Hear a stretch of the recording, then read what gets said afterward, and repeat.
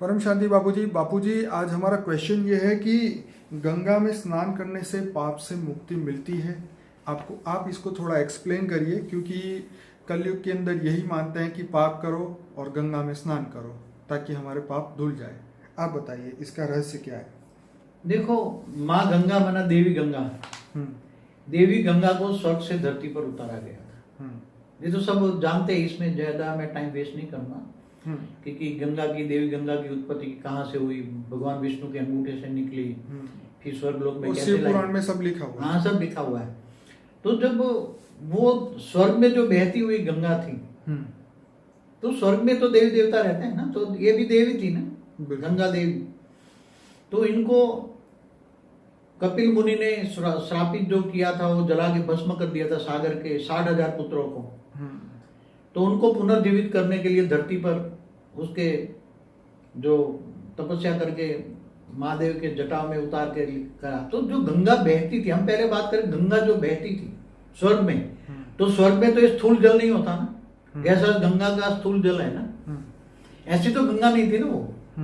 तो वहां तो सूक्ष्म जल होता है, वायु तत्व केवल। वहां तो 3 तत्वों की दुनिया होती है ना, देवताओं का भी शरीर 3 तत्वों का है, वो तो 3 तत्वों का लोक है। देवलोक माना सूक्ष्म लोक, सूक्ष्म में 3 तत्व होता है, आकाश, वायु और अग्नि।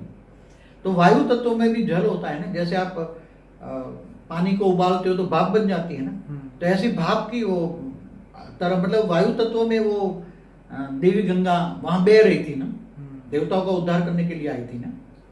तो जब धरती पर उतारा तो वो तो उसने फिर महादेव ने जटाओं में समा लिया, फिर उसमें से धीरे धीरे करके ये जो वायु तत्व में से हल्का सा जल तत्व में परिवर्तन करके फिर वो धरती पर आई, धरती पर उतारा। फिर उसने सागर के पुत्रों को, उसको जल उसका टच हुआ तो वो हल्का जल था, उस जल में वायु तत्व की क्वालिटी ज्यादा थी, उसमें सागर के पुत्रों को जीवित किया। तो उसका जो राख पड़ी थी, जली हुई राख पड़ी थी, राख का मतलब राख में से उसने शरीर बनाए। तो वो जो मरी हुई आत्मा, तो जो जल के मरी हुई आत्मा थी, वो तो प्रेत योनि में भटक रही थी, प्रेत योनि में भटकते हाहाकार मचा रही थी, दुखी हो रही थी। तो फिर उसको ये स्थूल शरीर बनाया, जो जल से क्या बना, डीएनए से एक उसका जो राख का जो राख है ना, राख का तो हम उसको डीएनए कहेंगे आज की साइंस की भाषा में।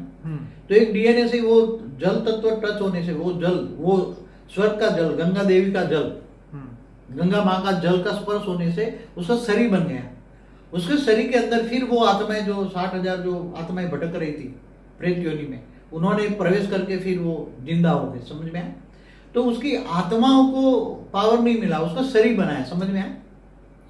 शरीर, उसको शरीर बनाया। उसका क्या बना? आज साइंस वाले एक डीएनए से तुम्हारा वो अवयव बनाते ना, अंग बनाते, एक बाल में से पूरा क्लोन बनाने की बात। हाँ, क्लोन बनाने की बात। वो बेटे का क्लोन तो उसने बनाया था ना, पूरे एक बाल में से तो पूरा क्लोन बनाते हैं ना, पूरा मनुष्य जैसा एक बाल ले तो इसके बाल से पूरा क्लोन बना सकते, वो मनुष्य बना सकते हैं।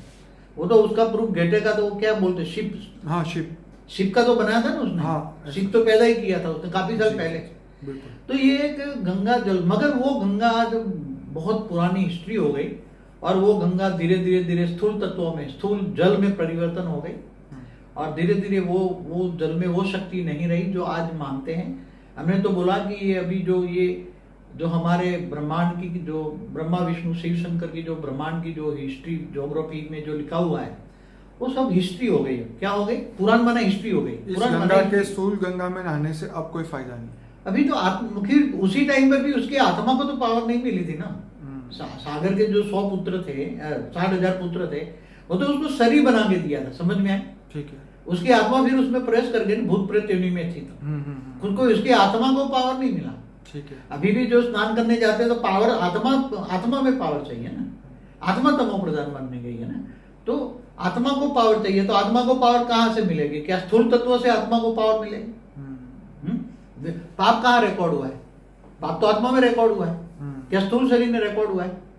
अंदर स्थूल के अंदर सूक्ष्म शरीर, सूक्ष्म के अंदर कारण शरीर में बदलना है, तो आत्मा में पावर चाहिए। आत्मा तमो प्रधान बन गई है, तो आत्मा को तमो प्रधान। कहने का मतलब ये है कि आत्मा के अंदर जो तमो प्रधान खत्म करना है, तो वो आध्यात्मिक ज्ञान और योग पावर से ही हो सकता है। ऐसे स्थूल पानी में नहाने से, चाहे इस धरती पे कोई भी जगह पे जाके नहाओ, तो भी इससे कोई फर्क नहीं पड़ने वाला।